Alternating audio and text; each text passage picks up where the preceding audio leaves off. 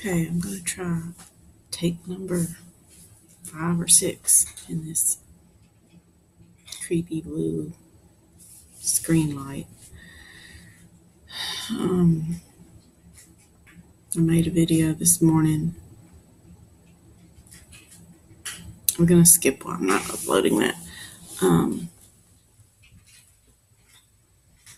But I was thinking this morning,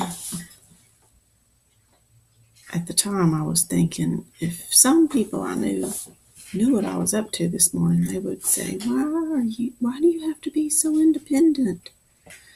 But it wasn't so much about me being independent as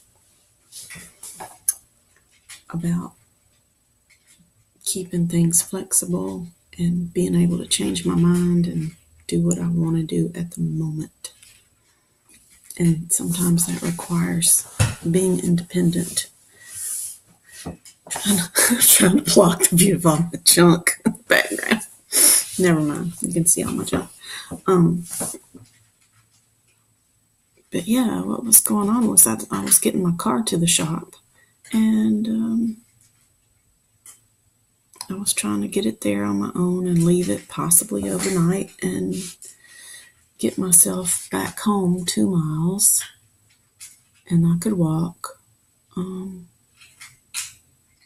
But there were a couple of reasons I didn't really want to walk, but I didn't really want to ask anybody for a ride. And so, yeah, I had thought about it the day before. Yesterday I knew I was taking my car to the shop and probably having to leave it. And I did not make any arrangements. I just thought, well, maybe I'll get a tow truck to take my car there because it was overheating. But it didn't really need a tow truck. And that's what I woke up deciding I would get a tow truck. But by the time the shop opened, I said I don't want to fool with the tow truck. So I just got a few things out of my purse, stuffed them in my pockets, and got a jacket with the hood, drove my car down there, and I knew there, any number of things could happen once I got there. I went there without a plan, but knowing I might get there and I might feel like asking the people at the shop if they gave people rides home, or they might offer, or I might not feel like it and I might just walk home, or I might sit around for a long time until things warmed up and then walk home. I might stop several places on the way home and get some candy or something else to eat. 2-mile walk is not too much. The weather wasn't too bad. It's just I've not been well lately. And after I exercise, I feel really awful the rest of the day or night, depending on what it is. So, yeah, I quit exercising and everything was fine. Then I push mowed the lawn yesterday, so I woke up all puffy today. I was feeling bad in the night last night too.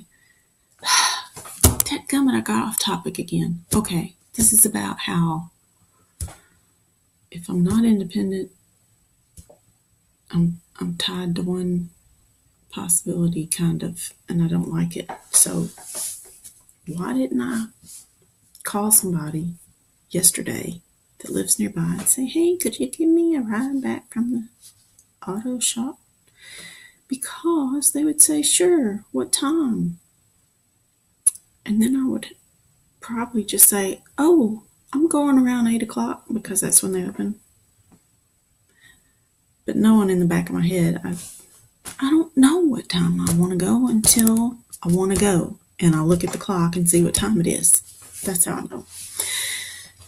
So, yeah, about 8:30 this morning, I was ready to go, but a friend of mine from out of state called. Hadn't talked to her in a while, so I talked to her as long as I wanted to, and I didn't have to say, hey, so-and-so is planning on giving me a ride. In a few minutes, I got to get off the phone. No, I did not. I just talked. And then when I got off the phone, I was ready to go, and I went. So what happened? How did I get home?